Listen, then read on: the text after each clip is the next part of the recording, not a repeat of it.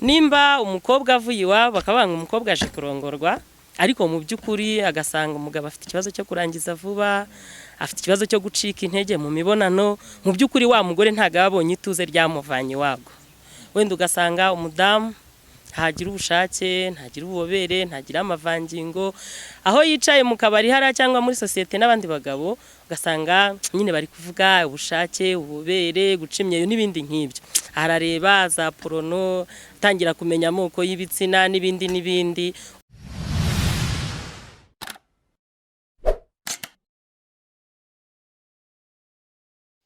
Okay, reka twongere tubasuhuze cyane mwe mugikomeje gukurikirana ibiganiro bya Olenga TV gatanuko, kandi hariho dushimire abaduha commentaires zigiye zitandukanye, badushimira uburyo dukoramo ibiganiro byacu muri rusange. Hanyuma uyu munsi turagira ngo tugaruke ku bijyanye n'ubuzima cyangwa se ibibazo abantu bagenda bahura nabyo bigiye bitandukanye bijyanye no mu buzima muri rusange. Ariyo mpamvu twabegereje umwe mu bafite experience runaka mu bijyanye n'ubuzima buriya ari bugende abidusobanurira. Nkuko mubibona hangaye imbere yacu tuhafite n'ibisa nk'imiti, ariko buriya nabyo aragenda abigarukaho. Reka tubanze tumuhe ikaze aratangira natwibwira tumenye uwo ari we muri rusange. Tuguhaye ikaze kuri Olenga TV. Ya, murakoze cyane. Amazina yanjye nitwa Assia Nyirashumbusho. Assia Nyirashumbusho, uri kwiyumva gute uyu munsi kuba uri imbere ya kamera ya Olenga TV? Ya, ndumva ameze neza cyane. Yego. Neza cyane. Hanyuma navuga ko uri umwe mu bantu bari kugenda batrendinga cyane cyangwa se babamara cyane bitewe n'inama ugenda ugira abantu, bitewe nanone n'ibibazo bagenda bahura nabyo mu buzima bugiye butandukanye. Nagira ngo icyo kintu tukigarukeho ahanini. Ese iyo experience uyikomora hehe kugira ngo nanone twinjire mu kiganiro nyirizina? Ya, murakoze cyane. Ubundi ngewe nize ibintu bijyanye n'ibimera, kuba namenya ngo ibishyimbo bikora iki, amazi akora iki, imboga zikora iki.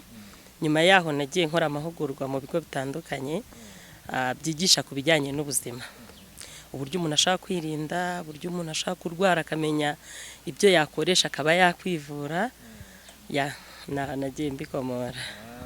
Neza cyane. Urumva ko noneho experience ihagije irahari, ariyo mpamvu ndakeka ko abari kudukurikira muri kano kanya bari bubashe kuba basobanukirwa muri rusange. Hanyuma hari ibiganiro nari maze iminsi ndeba ku ma YouTube channel agiye atandukanye. Hari ukuntu agendaga usobanura ugaruka ku buzima, ibibazo abantu bagenda bahura nabyo, cyane cyane mu byo nakwita nabyita gutyo nko mu Kinyarwanda. Navuga ko ari uburyo umuntu aba aremyemo se, uburyo wenda bijyanye n'imisemburo ye muri rusange n'ibindi nk'ibyo, cyane cyane ku ruhande rw'abagabo ibibazo bagenda bahura nabyo, ingo rimwe na rimwe zikagenda zinasenyuka mu buryo bugiye butandukanye. Ndagira ngo tugaruke kuri izi nyigisho ugenda ugarukaho muri rusange, udusobanurire ku bijyanye n'imyororokere muri rusange. Nicyo kintu ushaka ko tuganiraho muri rusange. Iki kibazo uri kukibona gute, cyane cyane ahanini ku ngo zisenyuka bya hato na hato? Bijyanye n'iki? Bijyanye no kuba rimwe na rimwe umugore batari guhuza cyane cyane, ariko ugasanga ni ikibazo kigarukwaho ku bijyanye no gutera akabari n'ibindi nk'ibyo. Icyo kintu kwanza uri kukivugaho iki cyo kijyanye n'ingo zisenyuka bya hato na hato? Ya, murakoze cyane. Ibijyanye n'ingo zisenyuka, ingo zisenywa n'ibintu byinshi bitandukanye, ariko hari biba bigiye bihatse ibindi, cyangwa se mu mibare tuba dufite imibare minini runaka y'ingo zisenyuka. Akenshi usanga bituruka ku bijyanye n'imikorere y'imibiri y'abantu. Muri iyi minsi abantu bararwaye indwara zitandukanye kandi zandura mu buryo butandukanye. Ugasanga rero rimwe na rimwe ingo nyinshi ziri gusenyuka biturutse ku bijyanye n'imibonano mpuzabitsina itagenda neza, aho usanga umugabo afite ikibazo cyo kurangiza vuba biturutse ku mpamvu zitandukanye, wenda ndaza kuzisobanura nimunyemerera. Ugasanga rimwe na rimwe abadamu ntago biri kugenda neza, ugasanga rero nyine ingo ziri gusenyuka biciye muri izo nzira. Nje rero mu bijyanye n'ibyo nize muri iyi minsi cyangwa se mu buzima tubayemo, hari ibibazo turi gukura nabyo by'uburwayi. Abantu bararwaye ugasanga abantu bafite ibibazo by'imivuduko, abantu bafite ibibazo bya diabete, abantu bafite ibibazo bya stress, abantu bafite ibibazo by'umunaniro kubera guhangayikishwa n'ubuzima tubayemo. Rimwe na rimwe ugasanga umugabo ntabwo akibasha kuzuza inshingano z'urugo. Ubundi kubaho ku rugo ni serivisi y'abantu babiri. Kubaho ku rugo, uyu munsi uri umusore ukaba ufite inzu nziza, urugo rwiza, igipangu cyiza, ntago tuvuga ko ruri ari urugo. Rwitwa urugo igihe rwajemo umugore. Rero nibwo dutangira kuvuga ngo bashinze urugo. Ariko noneho ruriya rugo, ikintu cya mbere umugore ava iwabo aje kurongorwa. Iyo rero iyo serivisi atayibonye, mu by'ukuri n'izindi serivisi ntabwo zigenda neza. Agenda umuyisilamu, Quran ivuga ko kubana kw'abashakanye bishingiye ku bintu bitatu. Cyambere nuko Imana yaremye umugabo, imaze kumurema isangana ashaka kuba hari wenyine, irangije imuremera umugore imukoye moye muri we. Ngirangije ishyira urukundo n'impuhwe hagati yabo. Bivuga ngo buri umwe ni umwambaro wa mugenzi we. Niyo mpamvu iyo umwe atabashije kubituze kuri mugenzi we, ibibazo bitangira kuvuka. Kadufata urugero, nimba umukobwa avuye iwabo bakabanga umukobwa aje kurongorwa, ariko mu by'ukuri agasanga umugabo afite ikibazo cyo kurangiza vuba, afite ikibazo cyo gucika intege mu mibonano, mu by'ukuri wa mugore ntago abonye ituze ryamuvanye iwabo. Ko hari igihe aba yaravuye iwabo arya anywa afite buri kimwe, ariko mu by'ukuri asanze umugabo aje kurongorwa, hanyuma atarongorwa, nyine ibibazo bigatangira kuvuka, bagatangira gucana inyuma, bagatangira gukekana, yaza bitakunda ati waciye ahandi, ugasanga n'ibyo bibazo biri kuvuka, bityo hakaba havamo gusenyuka k'urugo. Ni icyambere. Ikindi cya kabiri, Imana yatumye habaho umugore n'umugabo ni ukugira ngo bunganirane, buzuzanye, bafatikanye. Noneho ugasanga nimba wenda hatabayeho kubyara, nabyo bikaba byasenya urugo, ariko ibyo ni gake cyane ugereranyije nuko hataba habanje wa munezero wa mbere. Ikindi, impamvu ya gatatu yo kugira ngo abantu babane ni ukugira ngo nyine bagura umuryango. Niyo umuryango utabaho ariko babiswe barenze umwe, bakitwa babiri bagashinga rwa rugo. Rero ibyo bibazo byose akenshi bikunda gutandukanya imiryango, bigasenya imiryango, buri wese akabukwe. Ariko igihari nuko iyo imibonano mpuzabitsina itagenze neza, kubaho ku rugo ni gakeya. Hari ikibazo gikunda kubaho cyo kuba abagabo rimwe na rimwe bagira uruhare runini rwo guca inyuma abadamu babo. Kuki icyo kintu gikunda kubaho hanini biterwa n'iki? Guca inyuma bundi ntago njya mvuga ko indaya z'abagabo zibaho. Kuko buriya uburyo umugabo Imana yamuremye yabaremanye irari cyangwa se kurarikira, shaka kubona umukobwa cyangwa se umudamu akamwifuza akaba yanamurongora. Ariko mu by'ukuri je ntago mbibona nk'ubusambanyi cyangwa se uburaya, ahubwo mbibona nk'irari. Ni irari Imana yabaremanye. Ariyo mpamvu wa mugabo ashaka gukontorora irari rye akaba atasambana, ahubwo hasambana abagore. Ko umugore wasambanye ni ibintu aba yateguye muri we, agategura uwo mugambi kuzageza igihe awusohoza. Kubijyanye no gucana inyuma, iyindi mpamvu ya kabiri ashaka kuba biterwa n'ikibazo kiri mu rugo. Wenda ugasanga umudamu ntagira ubushake, ntagira ububobere, ntagira amavangingo, aho yicaye mu kabari hara cyangwa muri societe n'abandi bagabo, ugasanga nyine bari kuvuga ubushake, ububere, guca imyeyo n'ibindi nk'ibyo. Agahora ararikiye kuvuga ngo nje kureba n'ahandi uko bimeze, akaba yaca inyuma umudamu we bitewe na ya myumvire yo kuvuga ngo nta iwanjye nta bushake, umugore ni Mukagatare, nta bubobere, ntaki. Ugasanga ibyo nabyo byatuma umugabo aca inyuma umugore we. Ibyo bibazo byinshi tubasha kubona nibyo, ubundi nibyo bibiri. Hari ukugira irari, hari no kuba yavuga ngo nje kureba n'ahandi uko bimeze, ibyo numva bavuga nje kubishakira n'ahandi. Neza cyane. Hanyuma usibye ibyo bibazo byo kuba abantu bacana inyuma rimwe na rimwe n'iki, muri kino gihe usanga ikintu cyeze cyane, haba ari mu bagabo, haba ari mu basore, ikintu cy'ubusambanyi hanini urabona ko ari ikintu kiri guhitinga cyangwa se ari ikintu kiri mu bantu cyane hanini.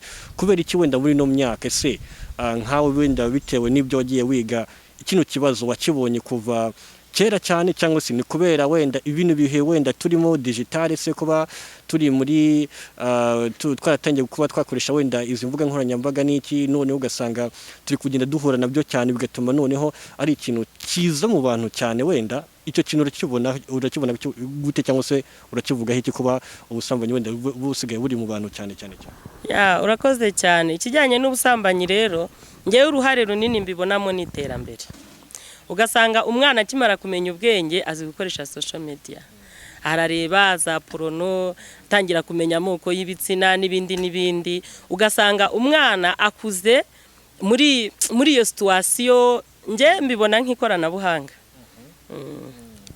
mbona nicyo kibitera ibintu by'ubusambanyi ugasanga umwana kiri muto imyaka 11 12 tangiye gukora ibintu by'ubusambanyi akenshi uruhare runini ni ibijyanye na social media. Hanyuma ndagira ngo noneho twinjire mu bibazo abantu bagenda bahura nabyo nkuko wagiye ubigarukaho uti mufasha abagabo barangiza vuba rimwe na rimwe ugasanga nicyo kiri mu bibazo kinatuma rimwe na rimwe batumvikana n'umudamu we mu rugo ugasanga mu rugo birirwa bashamirana bitewe n'icyo kibazo mu by'ukuri umuntu nk'uwo iyo abaganye cyangwa se n'uri kudukurikirana kano kanya wenda ufite icyo kibazo mumufashe iki nize nawe mwamugira muri rusange. Ya urakoze cyane nkuko natangiye mbivuga biterwa n'impamvu zitandukanye kurangiza vuba gucika intege. Impamvu ya mbere hari ibintu byateye ubu navuga ngo bituruka ku ikoranabuhanga. Ikintu bita kwikinisha ni ikintu cyeze mu bana bakiri batoya b'abahungu b'abakobwa abadamu abapapa ugasanga bafite ingeso yo kwikinisha. Ndagira ngo mbwira abankurikiye iyi ngeso ntabwo ari nziza kuko igira ingaruka nyinshi zitandukanye. Reka mvuge ku bagabo se nizihe ngaruka kwikinisha bitera. Ubundi igikorwa cy'imibonano mpuzabitsina ni igikorwa ngirana. Iyo gikoze uri umuntu umwe ubwo ni cyagiye urimo wikinisha uburi gukoresha ubwonko cyane ndetse n'imyororokere yawe. Noneho bigira ingaruka mu gutuma prostate yawe igira resistance ntoya. Ugasanga ugize ikibazo cyo kurangiza vuba kuko uko uri kubikoresha uri kwangiza ubwonko ndetse n'imyororokere yawe. Rero bishaka kukuviramo ingaruka zo kurangiza vuba aribwo uzatangira gukora igikorwa cy'imibonano mpuzabitsina ugahita usohora. Cyangwa se bishobora kukuviramo ingaruka zo kurwara kanseri ya prostate. Uwo muntu rero inama ya mbere namubwira mbere na mbere nukubihagarika. We abyishyizemo akumva ko ibyo ari amakosa nubwo bitaragutera ingaruka uyu munsi wumva ugifite resistance ya prostate ariko ejo bizahinduka utangire kugira ikibazo cyo kurangiza vuba. Abantu rero bikinisha ushobora gukoresha iyi product bita ginseng. Ginseng ni product iboneka ku rwego rw'isi. Ushaka no gusacinga ukaba wayireba. Uyu munsi dufite ikoranabuhanga ntago bikigoye kugira ubumenyi wamenya ku kintu runaka. Iyi ginseng ifasha cyane ubwonko. Ikaba yagufasha kubasha kureka bya bintu byo kwikinisha ariko mbere na mbere nakubwiye ngo imbaraga za mbere ni ugutera intambwe yo kubireka kuko atari byiza. Ikindi ginseng iri buze kugufasha iraza gufasha imitsi yawe kongera gukora neza. Mu gihe ya mitsi yawe yapanutse kubera kwikinisha ginseng iraza gufasha imitsi yawe gukora neza. Ikindi cya kabiri tuza gusanga gituma abagabo barangiza vuba ni stress. Ugasanga kubera akazi dukora gutekereza cyane ugasanga dufite stress umunaniro bityo bikaba byakuviramo kurangiza vuba. Ndagira ngo mbabwire ko uyu munsi ntago bikiri ikibazo ku bantu barangiza vuba uko dufite product zabafasha mu gukemura icyo kibazo ya prostate yawe ikongera kagira resistance. Ubundi umugabo nyawe abasha kurangiza gukontrola igihe cye cyo kurangiza. Nimba uyu munsi utagikontrola igihe cyawe cyo kurangiza ufite ikibazo ariko watugana tukakugira inama ese niki wakora ese niki wakoresha hanyuma ukabasha kurangiza mu gihe wumva ari ngombwa. Ikindi cya gatatu kiri gutera ibibazo byo kurangiza vuba hari n'indwara nyinshi zitandukanye. Hari umuvuduko w'amaraso, hari diabete, hari n'ibindi bibazo byinshi bitandukanye bishaka gutera ingaruka zo kurangiza vuba.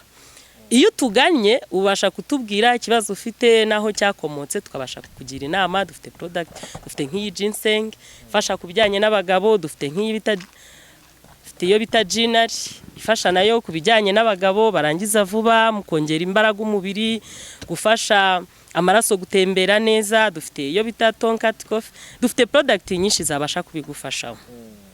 hari n'abandi bantu usanga ari uko yavutse ariko ugasanga afite imisemburo mikeya. Hari no kugira imisemburo mikeya, abagabo bagira imisemburo myinshi itandukanye harimo za testosterone. Iyo misemburo ishobora kugabanuka bitewe n'ibyo kurya urya cyangwa se bitewe n'akazi ukora cyangwa se bitewe n'imyaka ugezemo. Aho rero niho twe duhera tukugira inama y'icyo wakora bitewe n'ikibazo ufite. Ahangaha tuba tugira ngo tubwire abadukurikiye yuko ibyo bibazo uko ibibazo bigenda bivuka ari byinshi, n'ubushakashatsi nabwo bugenda buza ari bwinshi kugira ngo tubashe gukemura bya bibazo abantu bahura nabyo. Aho hari ku ruhande wenda rw'abagabo, ku badamu hari abadamu ngo batagira ayo mavange nkuko wabigarukagaho n'iki, ku mudamu ufite icyo kibazo n'iki mumufasha wewe? Urakoze cyane. Abadamu batagira ubushake, batagira ububobere, batagira amavangingo, abo nabo turabafasha. Terwa nabo n'impamvu nyinshi zitandukanye. Hari uburyo dukoresha bwo kuboneza urubyaro, ugasanga tugira ibibazo byo kutagira ubushake, kutagira ya mavangingo bitewe n'iki. Ariko mu by'ukuri uyu munsi ni byiza ko dukoresha uburyo bwo kuboneza urubyaro kugira ngo tubyara abana tubasha kurera. Ariko ntago nakugira inama yo kubireka kuko ari ingaruka wagize kubera kuboneza urubyaro, ahubwo nakugira inama yo kuza tukakwereka ibyo wakoresha, tukakugira inama, hanyuma ukaba wabasha kongera gusubirana umubiri wawe uri normal wari ufite mbere yuko utangira kuboneza urubyaro. Kuko usanga benshi mu badamu tugenda tuganira arakubwira ati ntarakoresha uburyo bwo kuboneza urubyaro, nari meze neza ariko uyu munsi ntago bimeze neza. Nakugira inama yuko watugana tukabasha kugufasha, ariko uranyihanganira dufite igihe gitoya, ntago ndibuze kubisobanura cyane ko ari ikiganiro kirekire. Wanyemerera tukazabigarukaho mu kiganiro cy'ubutaha. Abadamu mbararikiye ikiganiro cy'ubutaha ko buriya abadamu tugira ibibazo byinshi bitandukanye. Ni byiza rero ko tubisobanura, bakamenya ibyo bakoresha, bakamenya uburyo bakwirinda, bakamenya ibyo bemerewe kurya n'ibyo batemerewe kurya bitewe wenda n'ubuzima bwacu bwa buri munsi. Rero ndabararikira ko tuzabibagezaho ku kiganiro cy'ubutaha.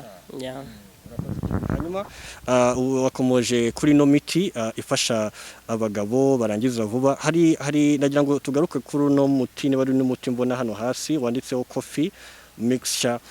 Uyu nguyu ukora gute cyangwa se umuha umuntu ufite ikihe kibazo? Ntabwo ari imiti nk'uko uri murabivuga. Ibi ntabwo ari imiti, ni ibyo twita inyunganira mirire cyangwa se food supplement. Food supplement ni ibintu umuntu ashaka gukoresha ari muzima mu rwego rwo kwirinda. Muri make ni ibyo kurya ushobora kurya ahubwo bifasha umubiri gukora neza. Food supplement ushobora kuzikoresha urwaye zikaba zakuvura. Rero iyo tuvuze imiti ubwo twayihereza abarwayi, kandi ntago twebwe tuvura abarwayi ahubwo dufasha abantu kwirinda cyangwa se no kwikingira muri rusange. Ntabwo rero ari imiti. Reka mvuge kuri iyi nyunganiramirire bita tonkati ari coffee. Ubundi iyi tonkati ni uruvangitirane rw'ibintu bigeze kuri 4. Harimo ifu y'uyu muzi w'iki giti bita tonkati nyirizina, hakaba harimo isukari y'umwimerere ituruka mu mushongi w'igisheke, hakaba harimo ikawa ariko bakuyemo caffeine, hakaba harimo n'impumuro y'amata cyangwa se amata ariko yakuwemo ya mavuta tubona ko agenda afunga imitsi. Itonkati kinifasha umubiri wacu rero, ubundi ni icyayi muri rusange cyo kunywa. Gitunganyije, kirimo isukari, kirimo amata, kirimo byose. Iza gufasha kugabanya umunaniro ndetse na stress abantu duhura nazo. Iza gufasha amaraso yacu kongera gutembera neza mu mitsi. Kuko igitera abantu kurwara ubundi ni imyanda yinjira mu byo turya, mu byo tunywa, mu mwuka duhumeka, bikagenda bigafunga imitsi, bigatangira kubangamira itembera ry'amaraso. Iyi ngire ribasha gusukura imitsi, amaraso noneho akongera agatembera neza. Ikindi twavuze ku misemburo abagabo bagira yitwa testosterone. Iyi ngiyi ifasha mu kuzamura imisemburo ya testosterone, ituma habaho ubushake n'ubushobozi igihe cyo gutera akabariro cyangwa se igihe cy'imibonano mpuzabitsina. Ikindi ifasha umubiri kugira imbaraga abantu bakora akazi kenshi bakagira umunaniro. Iyi ngiyi irabafasha cyane, fasha n'ibindi bintu byinshi. Nabararikira gusoma. Bajya bavuga ngo abanyafrika ntago dusoma, ariko mu by'ukuri nabararikira kujya musoma. Ushobora kujya kuri Google ukandikamo tonkati ukareba tonkati ibyo ikora. Kuko ibyo ikora byo ni byinshi, navuze ku minaniro, navuze ariko ikora ibintu byinshi cyane. Reka wenda mvuge no kuri iyi product bita chlorophylle. Twabonye yuko umuntu arwara kubera ibintu byinjira mu mubiri, imyanda, za microbe, ibyo kurya, amavuta, amasukari. Ibyo bintu mu by'ukuri umubiri urabikeneye amasukari n'amavuta. Ariko iyo byabaye byinshi nibyo bitangira guhinduka umwanda, bigatangira kufunga imitsi bikabuza itembera ry'amaraso. Bantu twavuze batagira ubushake, batagira imbaraga muri kiriya gikorwa cy'imibonano mpuzabitsina, hari n'igihe bituruka ku mikorere y'imitsi. Kuko igitsina cy'umugabo ni imitsi. Iyo amaraso atabasha gutembera ngo agere mu bice byose by'umubiri, ya mitsi ikaba itari gukora, n'igitsina cy'umugabo ntabwo gikora. Niho usanga igitsina gifata umurego ariko ntigifate umurego uhagije. Amaraso iyo atabasha kugeramo rero usanga ibibazo byavutse. Iyi rero ibasha kuzibura imitsi, igatuma amaraso atembera neza, ndetse ifasha ku ruhande rukomeye rwo kongera amaraso mu mubiri kuko ikozwe mu mbuto ndetse n'imboga. Hano turahareba product bita spiririna, ni product yamamaye ku rwego rw'isi.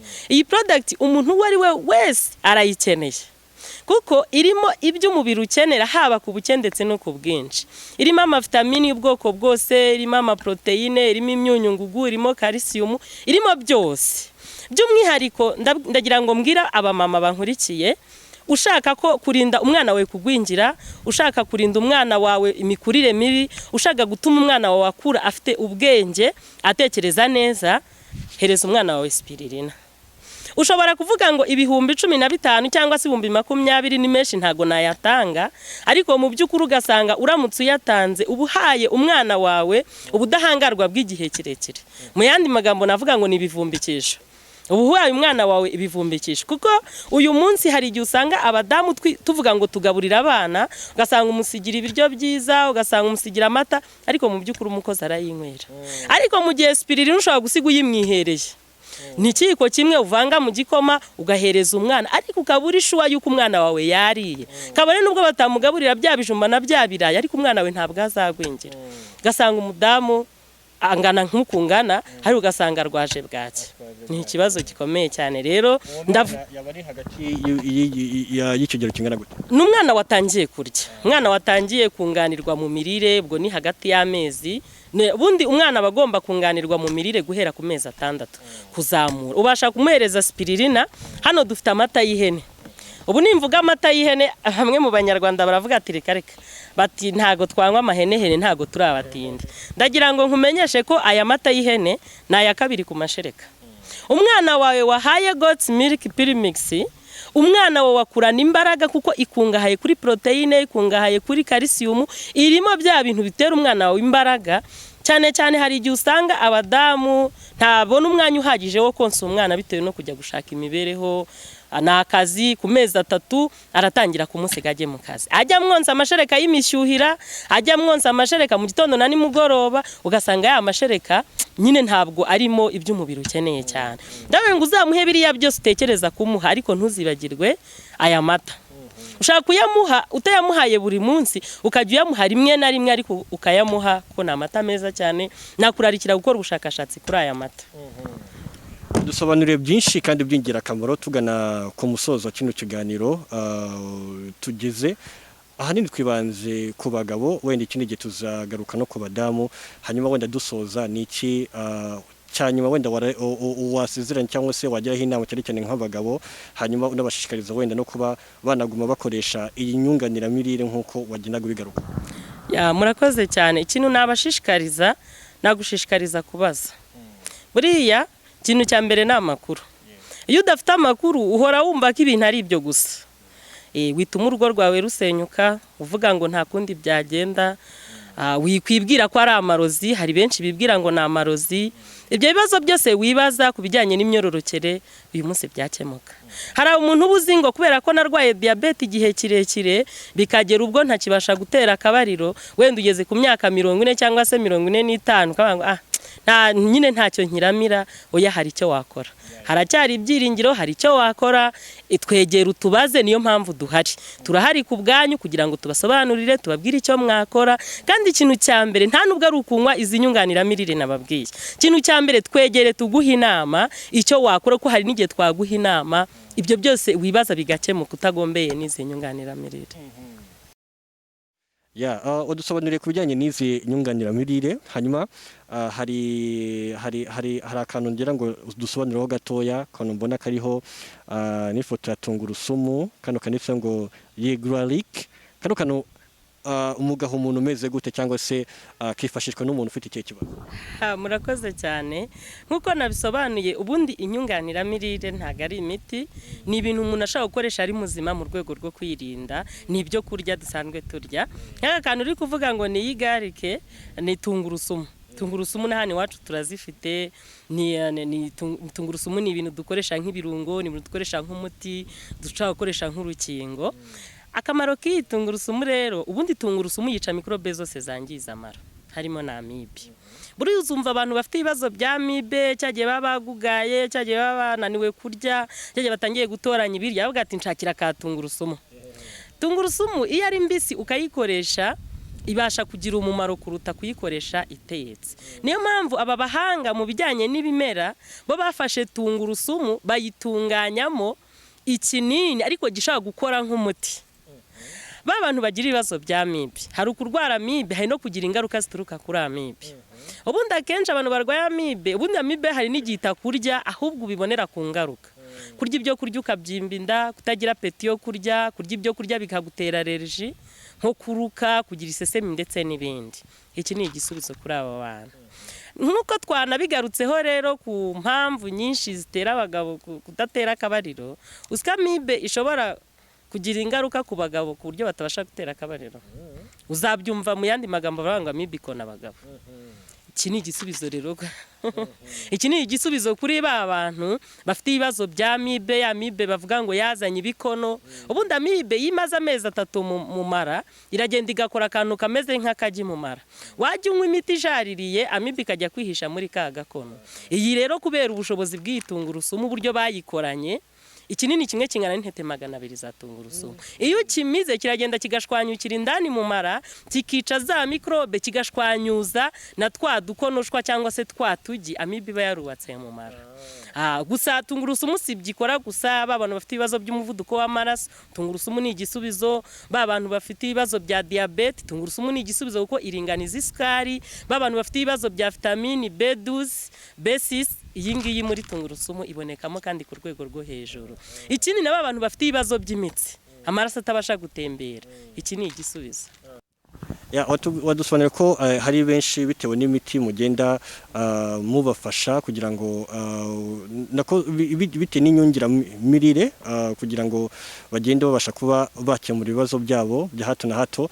Hanyuma se hari wenda nka feedback mugenda mubona cyangwa se hari ubuhamya wenda rwabo mwafashije bakaba baragarutse wenda babashimira cyangwa se bababwira ko ibintu byagenze neza?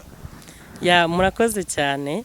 Ntago aka kanya navuga ku itangazamakuru ngo ubuhamya bumeze gutya. None se nyakubahwa Yusufu, ubu nk'ubu dufite umuti ufasha abantu bagira igitsina cyagwingiye, cyane ko iyo umuntu yikinishije hari igihe igitsina kigwingira cyangwa se kigasa naho gisubiye inyuma mu mikurire, ugasanga abantu afite igitsina gitoya.